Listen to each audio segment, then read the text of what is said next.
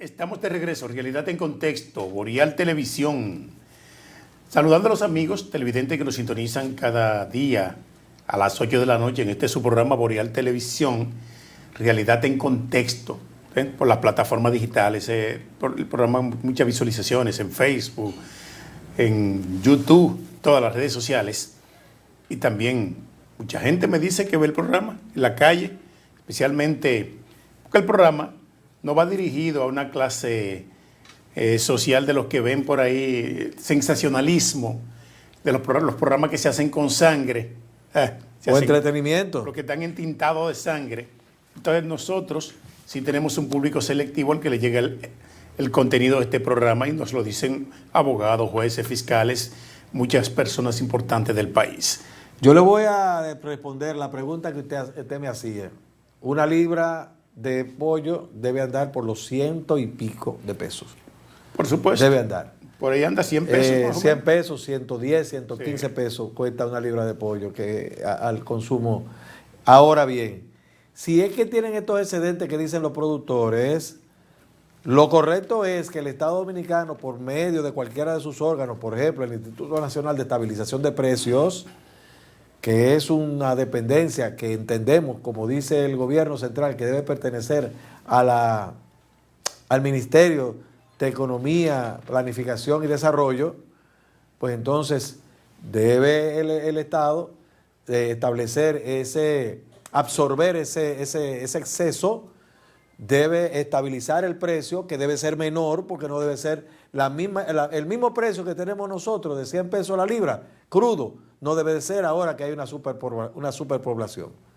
Debe ser menos. Por supuesto. Entonces, bajar el precio, absorber esa cantidad, ellos limitar la producción y ahí entonces se mantiene un equilibrio. Si es como dicen. Si es como dicen, sí, porque ellos se tomaron la molestia de llamar a unos periodistas y los periodistas también prepararon ese informe. Exactamente. Que aparece en la prensa. Entonces hay que ver que el trabajo de nuestros colegas nosotros lo ponderamos y lo valoramos. Bien, le dieron esa información, usted la divulgó, perfecto, maravilloso.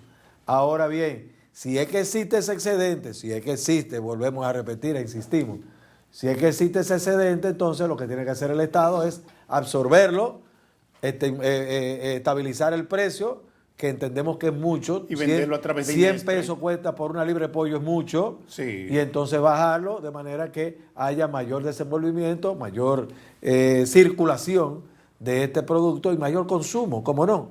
Y entonces la gente se alimenta mejor. Correcto. Ese es el contexto real de la información. Por eso nosotros no reproducimos lo que quiera decir un periodista en una hoja de periódico, en una columna.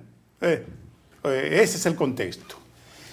Miren, dicen los economistas dominicanos que la no reforma fiscal podría frenar el ritmo de crecimiento, pero yo entiendo que ya el gobierno amortiguó los efectos que iba a producir la reforma fiscal con otros ajustes que hizo. Pero Peña, ya el gobierno tomó su decisión. Exactamente. Ya tomó su decisión. La decisión era aplicarle, cosa irrazonable, que no estábamos de acuerdo jamás en la vida, a unos productos de consumo básico. ¿Qué te digo? La yuca, el limón, el cilantro, el tomate, cosas así, el aguacate.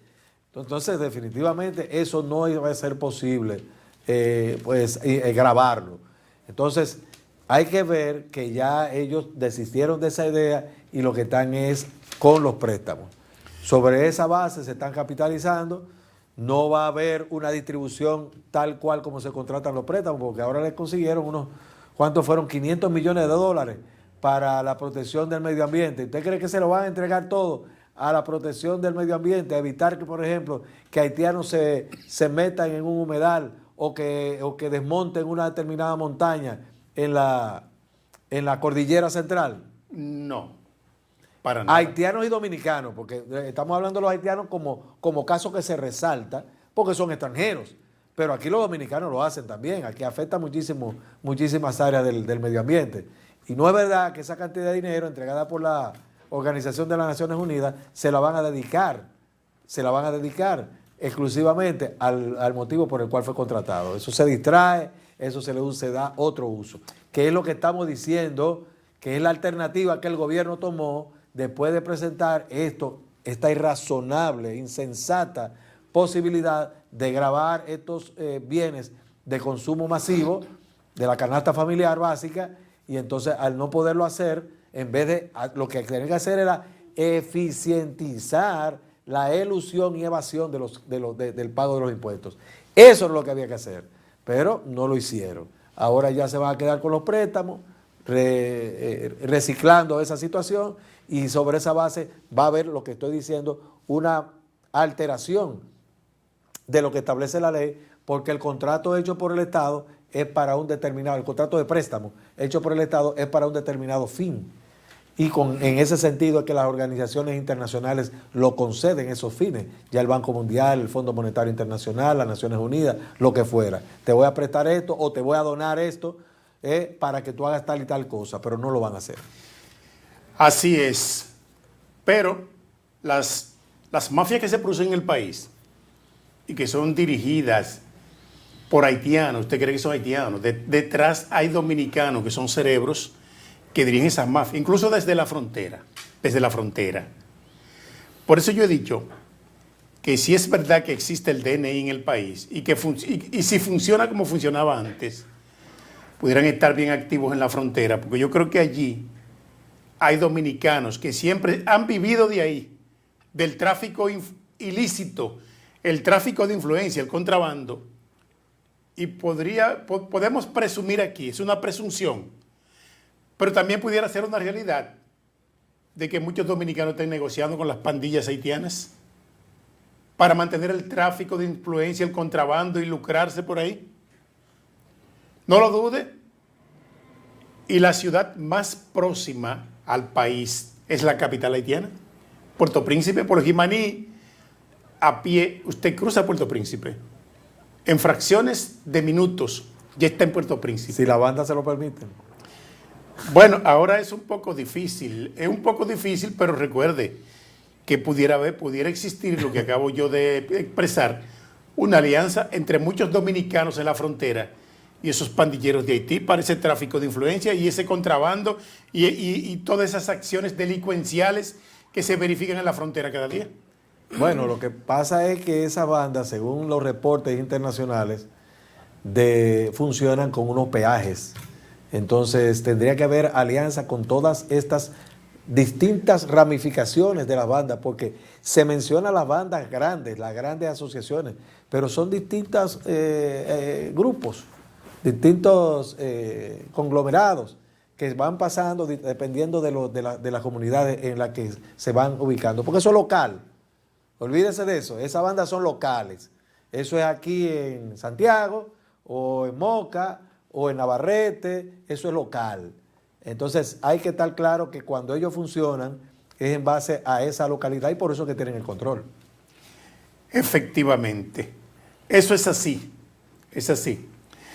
Mire, Rusia ha lanzado el grito al cielo porque Ucrania acaba de lanzar 5 misiles balísticos estadounidenses.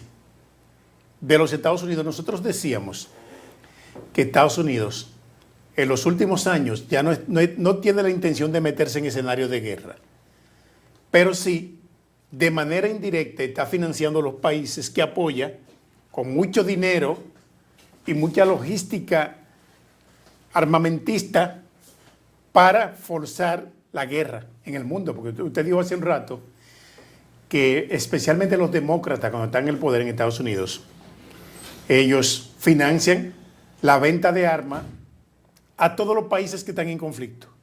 En el caso de Rusia, que siempre ha existido ese enfrentamiento, tanto verbal como psicológico, en todos los tiempos, ahora pudiera estar aprovechando, o que no pudiera estar aprovechando, lo ha anunciado públicamente, que está apoyando a Ucrania para meter muchas armas allí. Pero ahora tenemos un ingrediente nuevo en este tema, y es que Rusia se entera que 5 misiles de fabricación estadounidense han sido lanzados.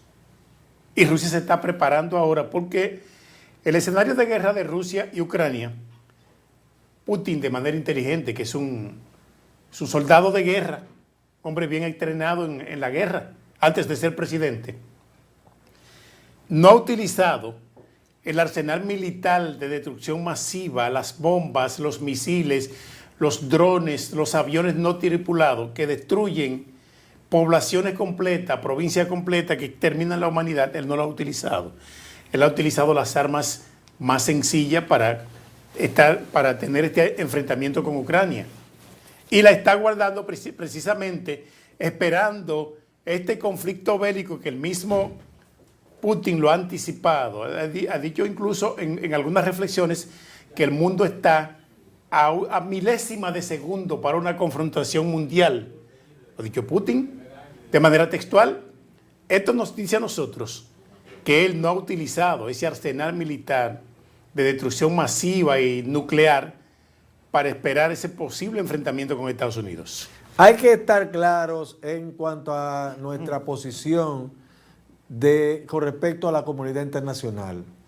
La comunidad internacional es el conjunto de todos los países que de alguna manera se han puesto de acuerdo, se han unido para constituir, institucionalizar estas organizaciones internacionales como son, por ejemplo, la Organización de las Naciones Unidas, como es la Organización del Atlántico Norte, como es la Organización de Estados Americanos y las demás. ¿Qué está pasando con estas organizaciones?